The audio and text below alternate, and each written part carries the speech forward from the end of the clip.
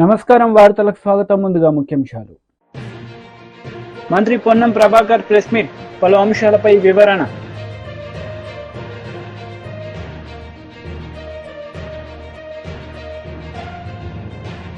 మాజీ మంత్రి Ambati Rambabu press meet, TDP నేతలపై ఫైర్. మంత్రి పొన్నం ప్రభాకర్ మీడియా సమావేశం నిర్వహించారు. ఈ సందర్భంగా పలు అంశాలపై ఆయన మాట్లాడారు. మా గౌరవ ముఖ్యమంత్రి గారు మిమ్మల్ని అడుగుతా ఉన్నారు. కేంద్ర మంత్రి అయిన హైదరాబాద్ నుంచి మొత్తం యావత్ తెలంగాణకు ప్రాతినిధ్యం వహిస్తా ఉన్నారు. రండి, మా మంత్రివర్గంతో మనందరం కూర్చొని రాష్ట్ర అభివృద్ధికి సంబంధించి ఒక ప్రణాళిక చేసుకుందాం. గతంలో ఆ ప్రభుత్వానికి అటువంటి ఆలోచన లేదు కావచ్చు, మీకు కూడా అటువంటి ఆలోచన లేదు కావచ్చు అని చెప్పినాం. మీరు కేంద్ర మంత్రి అయిన తర్వాత హైదరాబాద్ ఇన్ఛార్జ్ మంత్రిగా మిమ్మల్ని గౌరవంగా కలవడానికి వచ్చిన హైదరాబాద్ సంబంధించిన అభివృద్ధిలో సహకారం అడిగినాం. కానీ ఇక జిహెచ్ఎంసీ ఎన్నికలు దగ్గరికి వస్తున్నాయని రాజకీయ ఆట కోసం హైదరాబాద్ను విమర్శిస్తే మన ముఖం మీద మనం ఉమ్మేసుకున్నట్టే. హైదరాబాద్ బ్రాండ్ ఇమేజ్ కాపాడడానికి, హైదరాబాద్ అభివృద్ధి చేయడానికి, హైదరాబాద్ ఈ జిహెచ్ఎంసీ 10 నుంచి ప్రాతినిధ్యం వహిస్తున్నటువంటి పార్లమెంటు సభ్యుడిగా, కేంద్ర మంత్రిగా, కేబినెట్ మంత్రిగా హైదరాబాద్ ప్రయోజనాలకు, హైదరాబాద్ ప్రజల సమస్యల కొరకు, హైదరాబాద్ అభివృద్ధి కొరకు ఏం చేసారో చెప్పమని సందర్భంగా బహిరంగంగా నేను ప్రశ్నిస్తా ఉన్నా. మేము ఇవాళ కాంగ్రెస్ పార్టీ పక్షాన అవేం లేకుండా గత 6 నెలల కింద నుంచి రాగానే మొత్తం హైదరాబాద్ నుంచి మొత్తం నిర్లక్ష్యం చేసినట్టుగా, అభివృద్ధి కుంటుపడ్డట్టుగా, అంతకుముందేమో కుందేళ్ళే కురుకుతురే మేము తాబిళ్ళెక్క నడుస్తున్నట్టుగా మాటలు మాట్లాడుతూ ఉన్నాడు. అసలు మీకేమైనా కనీసం సోయి హైదరాబాద్ సహకారం అందించాలని చెప్పిన ఒక మాట. హైదరాబాద్ ఒక చారిత్రాత్మకమైనటువంటి historical city, like compare to Istanbul. ఇక్కడ మీరు చేయదలుచుకుంటే చార్మినార్ కావచ్చు, గోల్కొండ కావచ్చు, లేకపోతే అనేకమైనటువంటి పురాతనమైన ఆర్కియాలజీ, హెరిటేజ్కి సంబంధించిన ఉన్నాయి. ఆ సంబంధిత శాఖ మంత్రిగా ఉండి కూడా ₹1 తీసుకొని రాకపోతే మీరు ప్రత్యేకించి విభజన హామీలకు సంబంధించి లేకున్నా హైదరాబాద్ నగర అభివృద్ధికి సంబంధించి కేంద్ర పట్టణాభివృద్ధి శాఖ తరఫున ₹1 అయినా ప్రత్యేక నిధి తీసుకొచ్చినారా? ఈ ప్రాంతం నుంచి పార్లమెంట్ సభ్యుడిగా ప్రాతినిధ్యం వహిస్తూ మీకు ఆ బాధ్యత లేదా? ఈరోజు మేము అధికారంలోకి వచ్చిన తర్వాత హైదరాబాద్లో ఉన్నటువంటి 141 ప్రాంతాల్లో వర్షం వచ్చినప్పుడు నీటి నిల్వలతోటి ఇబ్బంది అవుతా ఉందని, ఆ నీటి నిల్వల్ని ఏ విధంగా ఉపయోగించుకోవాలి ఈ రాతి కట్టడాల మధ్యలో అని ఎక్కడెక్కడైతే 141 జాగాలలో నీళ్లు నిలుస్తాయో అక్కడనే వాటర్కు గ్రౌండ్ లోపలికి అక్కడ ప్రభుత్వ స్థలాన్ని వినియోగించుకొని అండర్ గ్రౌండ్లోకి వాటర్ పోయే విధంగా, నీటి నిల్వలు నిలవకుండా ఉండే విధంగా పైసలు ఖర్చు చేసి ప్రణాళిక చేస్తూ ఉన్నాం. మెట్రో వాటర్ వర్క్స్ ఇంత పెద్ద సమస్య వచ్చినా మెట్రో వాటర్ వర్క్స్ కూడా మీరు ₹1 ఇయ్యలే. ఇంత పెద్ద హైదరాబాద్లో శానిటేషన్, సిల్ట్, ఇతరత్ర కార్యక్రమాలు ఉంటాయి, డ్రైనేజ్ ఇంప్రూవ్మెంట్ ఉంటుంది, ఎక్స్పాన్షన్ అయింది సిటీ, అనేకమైనటువంటి గృహ అవసరాలు పెరిగినాయి. అయినా మీరు సంబంధించినటువంటి అంశం ఇయ్యలే. ఇలా మాట్లాడుతూ ఉన్నారు. దీన్ని తీవ్రంగా ఖండిస్తూ ఉన్నాం. హైదరాబాద్ ఇమేజ్కు భంగం కలిగే విధంగా కిషన్ రెడ్డి గారి వ్యాఖ్యలు వెంటనే ఉపసంహరించుకోవాలని కోరుతా ఉన్నాం. హైదరాబాద్ అభివృద్ధికి మీకు చేతనైతే సహాయం చేయండి. కేంద్ర మంత్రిగా మీ బాధ్యత నిర్వహించండి. హైదరాబాద్ కేంద్రం నుంచి పార్లమెంటు సభ్యుడిగా ఈ ప్రాంత అభివృద్ధికి సహకరించండి. రాష్ట్ర ప్రభుత్వం నుంచి గౌరవ ముఖ్యమంత్రి గారు కావచ్చు, ఇక్కడ ఉన్నటువంటి రాజకీయాలకు అతీతంగా ఇన్ఛార్జ్ మంత్రిగా మీ దగ్గరకు వచ్చి ఇక్కడ సమస్యలు చెప్పడానికి సిద్ధంగా ఉన్నామనేటువంటి మాట చెప్తా ఉన్నాం.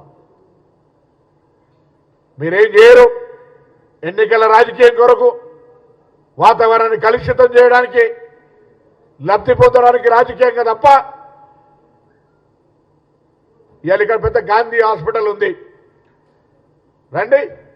హాస్పిటల్ మళ్ళీ సరైన విధంగా ఇంకా ప్రజలకు సేవ చేసే విధంగా ఉస్మానియా హాస్పిటల్ ఉంది, నిమ్స్ హాస్పిటల్ ఉంది.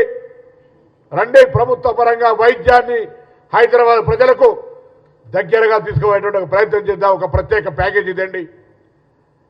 హైదరాబాద్ ఆహ్లాదకరంగా ఉండాలి. పార్కుల అభివృద్ధికి సంబంధించి, ఎంటర్టైన్మెంట్కి సంబంధించి రండి, ఒక ప్రత్యేక ప్యాకేజీలు తీసుకురండి. హైదరాబాద్ ఐటీ రంగంలో అభివృద్ధి చెందుతూ ఉంది.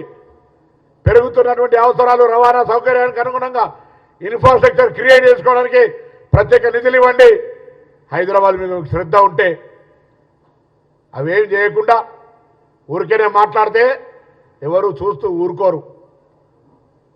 నేను అడుగుతాను మళ్ళొక్కసారి, కేంద్రము 10 సంవత్సరాలుగా కాంగ్రెస్ పార్టీ ప్రశ్నిస్తూ ఉంది. ఎలా భారతీయ జనతా పార్టీ ప్రతినిధిగా మీరు ఇక్కడ ఉన్నటువంటి పరిస్థితుల్లో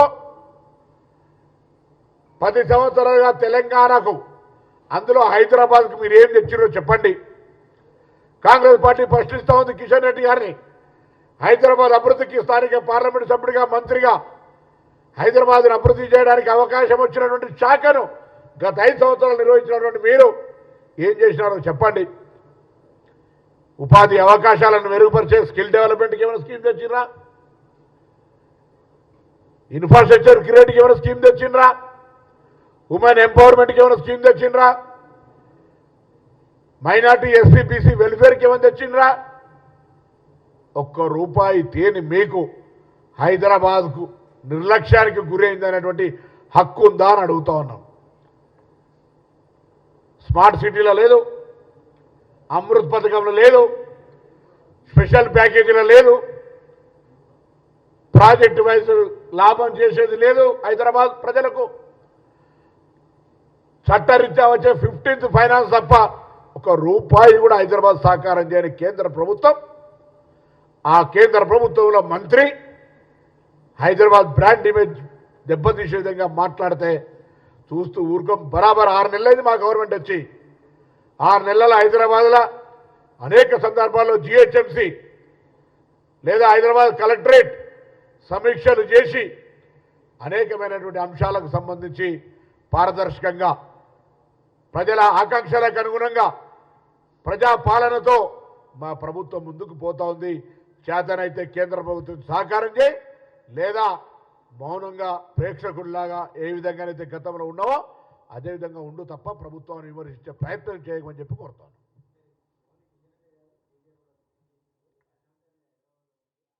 YCP leader Ambati Rambabu media సమావేశం నిర్వహించారు. ఈ సందర్భంగా పలు అంశాలపై ఆయన మాట్లాడారు. ఇంటింటికి వెళ్ళి ఒకచోట 4 పిల్లలు కనపడితే అమ్మ నీకు 15,000, నీకు 15,000, నీకు 15,000, నీకు 15,000, నలుగురికి 60,000 వచ్చేస్తాయి గుద్దేని సైకిల్ మీద అని సైకిల్ వేసుకెళ్ళి చెప్పాడు ఆయన. ఇంటింటికి వెళ్ళి ప్రచారం చేశారు. శభాష్, తప్పు లేదు. మీరు మేనిఫెస్టోలో పెట్టారు, వాగ్దానం చేశారు, సూపర్ 6లో పెట్టారు, ప్రచారం చేసుకున్నారు, ఓట్లు వేసుకున్నారు, అధికారంలోకి వచ్చారు. ఏం చేయాలి ఇప్పుడు? అమలు చేయాలా లేదా? అమలు చేయాల్సిన బాధ్యత మీకుందా లేదా? రాత్రేనండి GOMS 29 రిలీజ్ చేశారు. అంతేగా GOMS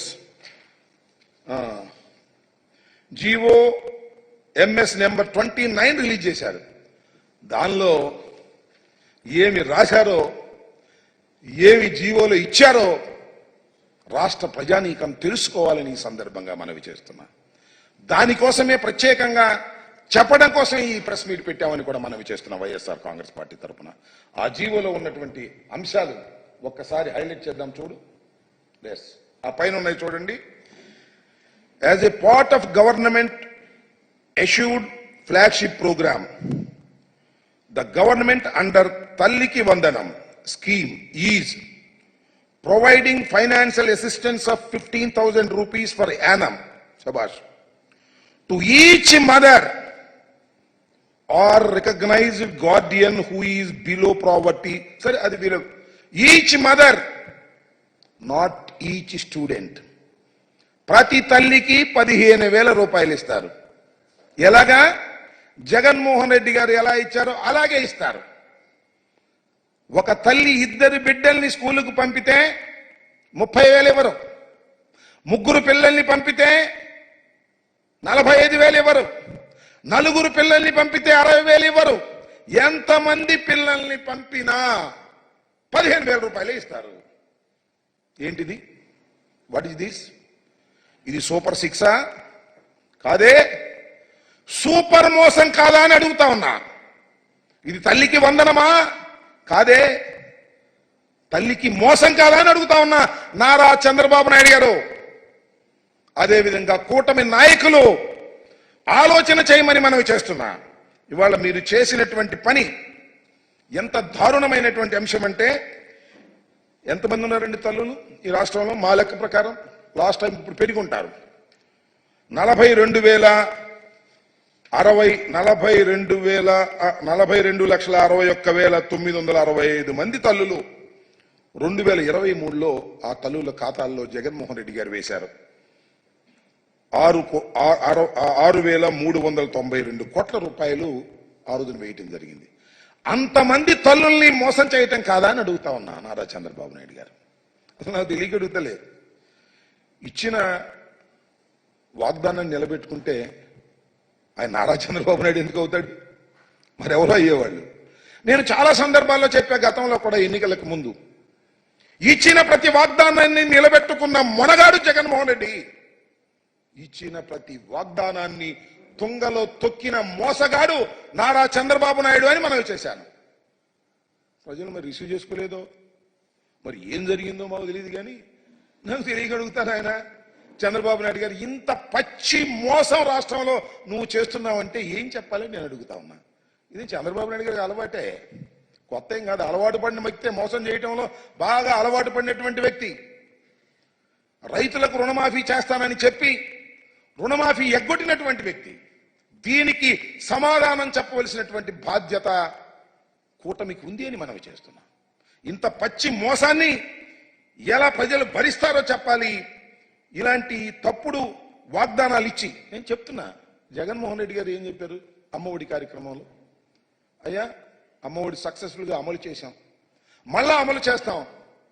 ఇంతకుముందు 15,000 ఇస్తున్నాం, ఇప్పుడు 17,000 ఇస్తాం అని తన వాగ్దానంలో చెప్పాడు, మేనిఫెస్టోలో.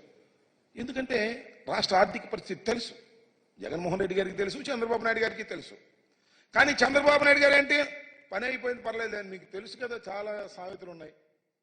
రేవు దాటిన తర్వాత బీజేపీ లీడర్ మీడియా సమావేశం నిర్వహించారు. ఈ సందర్భంగా పలు అంశాలపై ఆయన మాట్లాడారు. వర్గ సమావేశం, శాసనసభ ఎన్నికలు జరిగి ఈ రాష్ట్రంలో కొత్త ప్రభుత్వం ఏర్పడినటువంటి తర్వాత, అదే రకంగా పార్లమెంట్ ఎన్నికలు జరిగి, సార్వత్రిక పార్లమెంటరీ ఎన్నికలు జరిగి, మూడోసారి భారత ప్రధానిగా నరేంద్ర మోడీ గారు ప్రధానమంత్రి అయినటువంటి తర్వాత తెలంగాణ రాష్ట్ర భారతీయ జనతా పార్టీ మొదటిసారిగా రాష్ట్ర కార్యవర్గ విస్తృత సమావేశాన్ని రేపు ఏర్పాటు చేయడం జరిగింది. దీంట్లో ముఖ్య అతిథులుగా కేంద్రం నుంచి ధర్మేంద్ర ప్రధాన్ గారు, మానవ వనరుల శాఖ మంత్రి రాబోతున్నారు. ఇది మన రాష్ట్ర అధ్యక్షులు, కేంద్ర మంత్రి అయినటువంటి కిషన్ రెడ్డి గారి అధ్యక్షతన జరిగేటువంటి ఒక సమావేశంలో మరో కేంద్ర మంత్రి అయినటువంటి బండి సంజయ్ గారితో పాటు జాతీయ బీజేపీ ప్రధాన కార్యదర్శులైన బన్సల్ గారు, తరుణ్ చుగ్ గారుతో పాటు మన రాష్ట్రానికి సంబంధించినటువంటి జిల్లా అధ్యక్షులు, అదే రకంగా గౌరవ పార్లమెంట్ సభ్యులు, గౌరవ శాసనసభ్యులు, గత శాసనసభ ఎన్నికల్లో పోటీ చేసినటువంటి అభ్యర్థులు, పార్లమెంటుకు పోటీ చేసినటువంటి అభ్యర్థులు, ఇంకా వివిధ స్థాయిలలో ఉన్నటువంటి మోర్చాల యొక్క నాయకులు, బీజేపీ యొక్క సీనియర్ నేతలు పాల్గొనేటువంటి ఒక ప్రత్యేకమైనటువంటి సమావేశం ఇది. ఈ సమావేశం రాజకీయ తీర్మానంతో పాటు ఈ యొక్క రాష్ట్రంలో అతి తక్కువ సమయంలో మరి ప్రజా వ్యతిరేక కార్యకలాపాల్లో పూర్తిగా కూడా కూరుకుపోతున్నటువంటి రేవంత్ రెడ్డి గారి ప్రజా వ్యతిరేక విధానాలపైన కార్యాచరణ ఉంటుంది. దాంతోపాటు ఇచ్చిన హామీల యొక్క అమల్లో జరుగుతున్నటువంటి యొక్క జాప్యం, వైఫల్యం పైన చర్చ ఉంటుంది. కార్యాచరణ కొరకు సంస్థాగతంగా విస్తరించడంతో పాటు పార్టీని మరింత బలోపేతం చేయడం కొరకు రాబోయేటువంటి స్థానిక సంస్థల యొక్క ఎన్నికలకి సమాయత్తం కావటం కొరకు బీఆర్ఎస్ లీడర్ మీడియా సమావేశం నిర్వహించారు. ఈ సందర్భంగా పలు అంశాలపై ఆయన మాట్లాడారు. ఉన్నారు ఆమె ముత్తుకుంటే కేసు పెడతారు. కేసులో కూడా ఆ సదరు వ్యక్తికి యాంటిసిపేటర్ బెయిల్ రావడానికి కోసం ఎఫ్ఐఆర్లో అవకతవకలు. ఎఫ్ఐఆర్ 25వ తారీఖు నాడు ఎఫ్ఐఆర్ చేస్తారు. 25/5 నెల ఎఫ్ఐఆర్ చేస్తే మీద మాత్రం డేటు 23/5 వేస్తారు. సదరు వ్యక్తి క్లరికల్ మిస్టేక్ మీద కోర్టుకు వెళ్తాడు. ఇవాళ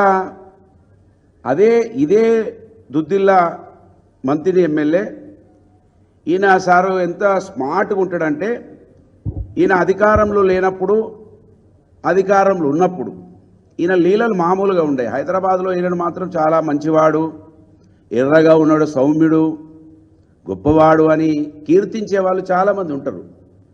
కానీ వీళ్ళ అరాచకాలు ఇక్కడ చాలామంది చూపించారు. టీవీలు కూడా చూపించాయి, కొన్ని పేపర్లు కూడా రాయాయి. మాలాంటి వాళ్ళం అట్టడుగునున్నటువంటి వాళ్ళం పైకి వస్తే మధుర ఎమ్మెల్యే లాంటి వాళ్ళు బడుగు బలహీన వర్గాల నుంచి వచ్చిన వాళ్ళు ఈయనకు వంటగాగిరు. ఆ రోజులలో ఈయన సామాజికము వర్గము ఆయన సామాజిక వర్గం ఏందో ఈ సమాజానికి తెలుసు. ఏ సామాజిక వర్గం అయితే ఈ ఎస్సీ ఎస్టీ బీసీ మైనార్టీలను అనగదొక్కిందో ఆ సామాజిక వర్గానికే మధుర ఎమ్మెల్యే గారు ఆయన అంటూ ఉరికొచ్చేది మంత్రిలో. ఇది చూడండి, అధికారంలో లేనప్పుడు ఒక కేసు అవుతుంది. ఆ కేసు కూడా మంత్రి ముత్తారం మండలం పెద్దపల్లి జిల్లా ఆ గ్రామానికి సంబంధించిన సర్పంచు మహాముత్తారం మండలం మీనాజిపేట దగ్గర ఉన్నటువంటి అక్కడికి భూపాలపల్లి జిల్లాకి వెళ్తే అక్కడ ఘర్షణ అవుతుంది. ఆ ఘర్షణ అయితే గొడవ అయితే అక్కడ ఆల్రెడీ కేసు పెడతాడు. ఆ కేసులో కూడా నేను క్యాండిడేట్ను, నేను ప్రచారంలో ఉంటా, నా మీద కూడా ఎఫ్ఐఆర్ చేపిస్తాడు. ఇదే ఎమ్మెల్యే నా మీద కూడా ఆ రోజు ఎఫ్ఐఆర్ చేపిస్తాడు. నా పేరు కూడా ఇంక్లూడ్ చేపిస్తారు, నా పేరు మా అల్లుని పేరు. అలా చూడండి ఎట్లా మాట్లాడిండో ఆయన. ఒక నిమిషం మీరు వినాలి దయచేసి, ఎందుకంటే ఈయన చాలా ప్రమాదకరమైనటువంటి వ్యక్తి. ఈయన ఐస్ గడ్డతోటి చంపేస్తాడు. ఎక్కడ కూడా ఈయన ఆయుధం పట్టడు సుమా చేతిలో. ఈయన వైసీపీ లీడర్ మీడియా సమావేశం నిర్వహించారు. ఈ సందర్భంగా పలు అంశాలపై ఆయన మాట్లాడారు.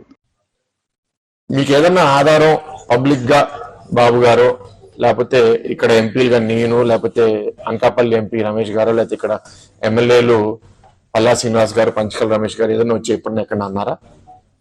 ఏ ఆధారం లేకుండా ఇంగ్లీష్ మీడియా అట్లా రావడం అనేది చాలా ఇర్రెస్పాన్సిబుల్ గా భావిస్తున్నాను. ఎందుకంటే ఇది చాలా మంది జీవితాలకి ముడిపడిన సమస్య. అంత ఈజీగా లైట్ గా వాళ్ళు రాయడం అనేది కరెక్ట్ కాదు. సో దాని మీద చర్యలు కూడా మేము తీసుకుంటాం. ఎందుకంటే మిస్ఇన్ఫర్మేషన్ స్ప్రెడ్ చేయడం అది కూడా అందరికీ మనందరికి కోరేది ఏంటి? స్టీల్ ప్లాంట్ కాపాడుకోవాలి, ఇక్కడున్న కార్మికులకి, నిర్వాసితులకి అందరికీ జస్టిస్ జరగాలని మేము అనుకుంటుంటే దీన్ని ఎట్లా డీవియేట్ చేయాలి, ఎట్లా పొలిటికల్ గా పాయింట్స్ కొట్టాలి. వాళ్ళు పవర్ లో ఉన్నప్పుడు 5 ఏళ్ళు చేయలేకపోయారు, ప్రతిపక్షంలో ఉన్నప్పుడన్నా మా పని మమ్మల్ని చేయనివ్వచ్చు కదా. ఇవాళ బాగా రివ్యూ చేసామండి. వాళ్ళని కోరింది కూడా ఏంటంటే లాభాల లోపలికి స్టీల్ ప్లాంట్ ని ఎట్లా తీసుకుని రావాలి, ఆ విధంగా మనం ఎట్లాంటి సహాయం రేపు కేంద్ర మంత్రి మనం అడగాలి. ఏదైతే సపోర్ట్ వాళ్ళు చేయగలిగితే మనకి వేరే వేరే సోర్సెస్, ఇందాక పల్లా గారు కూడా చెప్పారు, ఆ సోర్సెస్ నుంచి ఫండ్స్ అన్ని మనం తీసుకొచ్చి ప్రొడక్షన్ కెపాసిటీ పెంచుకోగలగాలి. ఇప్పుడు ఇంచుమించు హాఫ్ ప్రొడక్షన్ కెపాసిటీలోనే ఉన్నాము. ఫుల్ కెపాసిటీకి వెళ్తేనే మనకి మంచి లాభాలు వస్తాయి, మనం ఈ అప్పు కూడా తీర్చుకోగలుగుతాము. అండ్ ఆ ప్రైవేటైజేషన్ డిస్కషనే ఆగిపోతుంది. అప్పుడు ఇక్కడ అన్ని సమస్యలు, జీతాల సమస్యలు అవనివ్వండి, లేకపోతే నిర్వాసితుల సమస్యలు అన్ని మనం పరిష్కరించగలుగుతాం. కానీ దీనికి చాలా కమిట్మెంట్ కేంద్ర ప్రభుత్వం నుంచి కావాలి. కాబట్టి రేపు మీటింగ్ లో చాలా స్పష్టంగా కేంద్ర మంత్రికి కూడా ప్రెజెంట్ చేయాలని వాళ్ళ టీంతో కూడా మాట్లాడడం జరిగింది. మనం రేపు ఈ సహాయం కేంద్ర ప్రభుత్వం ఇచ్చిన తర్వాత ఎట్లాంటి లాభాలు రాబోతున్నాయి, అప్పట్లా ఇవ్వబోతున్నాం అనే నమ్మకం మనం సృష్టించగలిగితే ఇంకా మనకి తొందరగా సహాయం వస్తుందని నేనైతే నమ్ముతున్నాను. టీం కూడా మీ అందరికీ చెప్తున్నాను, చాలా మంది అపోహలు కూడా సృష్టిస్తున్నారు, ఇక్కడ పనిచేయరని, లేకపోతే ఇక్కడ టెక్నికల్ నాలెడ్జ్ లేదని. అది మాత్రం మీటింగ్ లో నాకు అర్థమైంది ఏంటంటే అక్కడ ఉన్న కొందరు హెచ్ఓడీస్ కూడా చాలా కమిటెడ్ గా ఉన్నారు. అండ్ ఈ ప్లాంట్ లో వర్కర్స్ కూడా చాలా బాగా పనిచేస్తున్నారని ఒక బయట నుంచి వచ్చిన ఆఫీసర్ కూడా చెప్పారంటే నాకు చాలా సంతోషంగా ఉంది. మనం దీన్ని ఇంకా వార్తలు ముగించే ముందు ముఖ్యాంశాలు మరోసారి. మంత్రి పొన్నం ప్రభాకర్ ప్రెస్ మీట్, పలు అంశాలపై వివరణ.